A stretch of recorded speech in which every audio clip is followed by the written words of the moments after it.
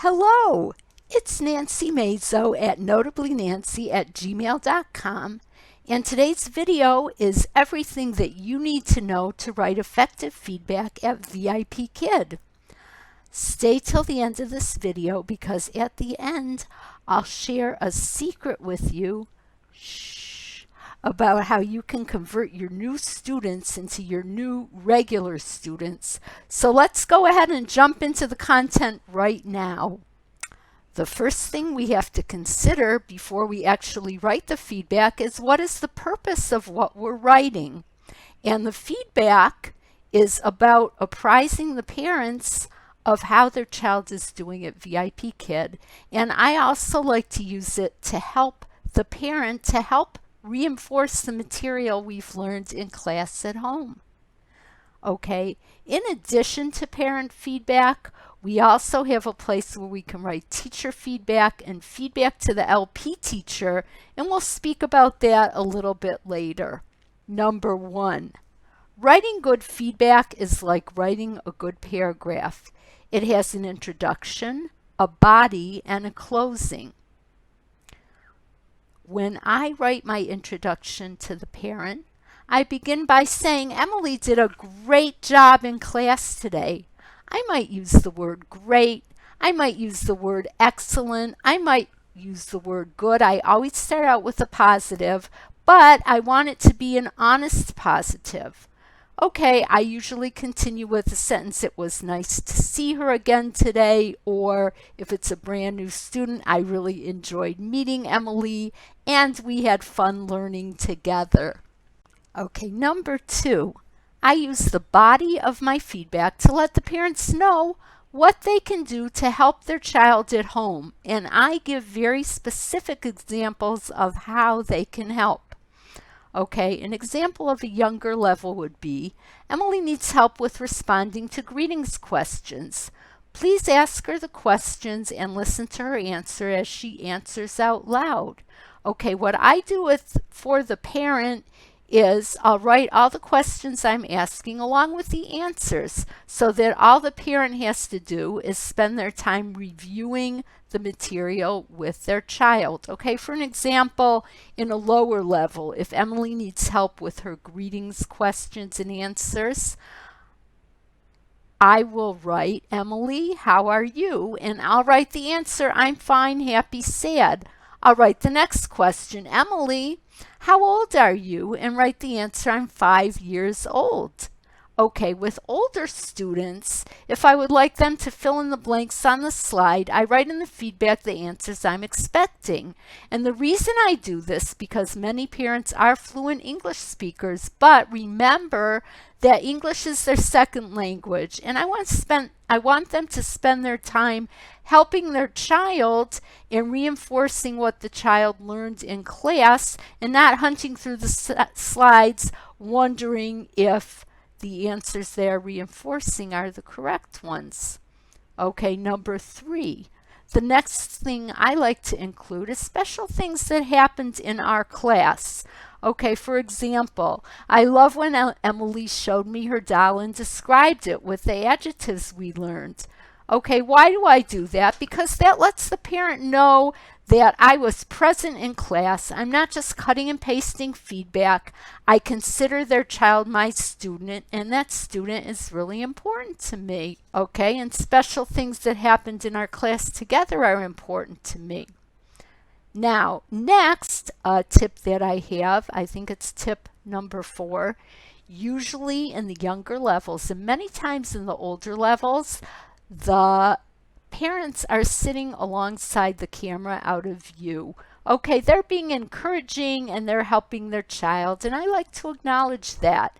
In my feedback, I like to thank them and let them know that I really appreciate their help, even though I might not necessarily have seen them. Okay, I think it's important to acknowledge that they're there because they're helping us and they're helping their child to progress. Okay, number 5 is the closing. Okay, my closing feedback always addresses the child directly. I say, For example, Emily, you did a great job in class today. You earned 5 stars in the girls' claw machine reward. Looking forward to seeing you in our next class together. And then I sign it, Teacher Nancy YZW, with a smiley. With a smiley. Okay. So to summarize, we've talked about what the purpose of the feedback that we write is and how we write effective feedback to the parents. Okay, now teachers, you might be wondering at this point, what about saving time? What about the templates? What about using programs for feedback that I can just cut and paste? Okay, in my view, I don't do it because I don't look at feedback as a place to really save time or cut corners. I see it as my opportunity to communicate with and connect with the parents about how their child is doing and how their child is progressing. Okay, because I feel like parents can read about the objectives of the lesson or see what we did when they participate in or watch the class. They don't really need me to write about the objectives that we covered. Okay, I use the feedback to connect with parents and suggest concrete ways that they can help their child to continue to progress with VIPKid. It's like a parent-teacher meeting in a regular school, especially when they're my regular students. I like to make it sort of a progress report. Okay, the next thing on the feedback form in VIPKid is teacher-to-teacher feedback. Okay, you're not required to leave this, but I think it's really effective and I always leave the teacher suggestions. Okay, this isn't a big, long thing. I personally don't copy and paste what I wrote to the parents, but I write a brief summarization of what the student needs to keep working on. I also leave the name of the reward I used, for example, Girls Claw Machine, so the next teacher knows what I used. And if a student particularly loves Anna and Elsa or Ultraman, I'll give the next teacher that information because that will help them choose a reward that really will motivate the student. Okay?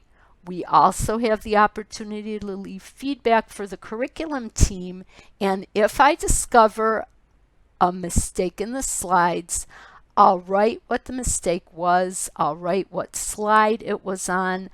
I sign my name so that I'm accountable for what I talked about, and usually I give the curriculum team 5 stars. I don't always write a comment. I might say loved this lesson, loved this curriculum, unless I found a mistake.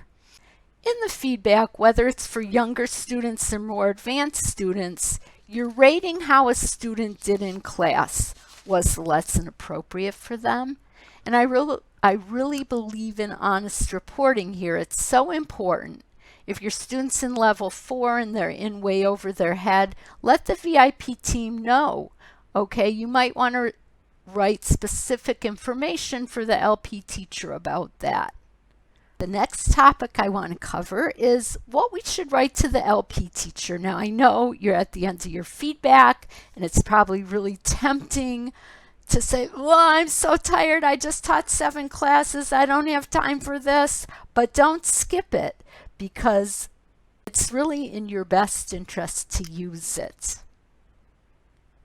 Okay, it's an opportunity to connect directly with the LP teacher. Now, she's responsible for booking your classes or recommending you to parents. And if you have an issue about something, like, for example, your student usually doesn't hand in projects for the Lesson 12 unit assessment, but it's Lesson 6 and you think they have time, you can ask the LP teacher to remind the student and their parents about working on that so that they're able to progress. It's very, very effective, and it's really in your best interest to use it. Okay, in my next video coming out next week, you'll learn effective ways to teach back-to-back classes. Okay, please subscribe to my channel, hit the subscribe button below so you'll be apprised of when these videos come out. Okay, now for the bonus secret that I want to share with you. Shh. To turn your new students into new regular students. We have an opportunity to send e-cards to our students and their parents, and I would highly recommend that you use this feature. It's a great way to follow up on classes. There's a variety of messages and messages that you can send them, and take advantage of it because it's a great way to stay connected. Okay, it's a free resource, but before you start sending these, please, please, please think about what time is it in Beijing. You don't want these messages, e-cards, pinging in at 3 and 4 in the morning China time. So make sure you're really present and aware of that.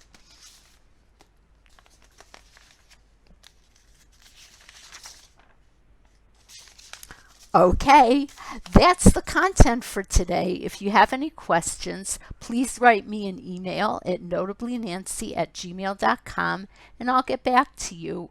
If you're thinking about a career in ESL teaching, you haven't gotten started yet, email me and I'll be happy to coach you through the process.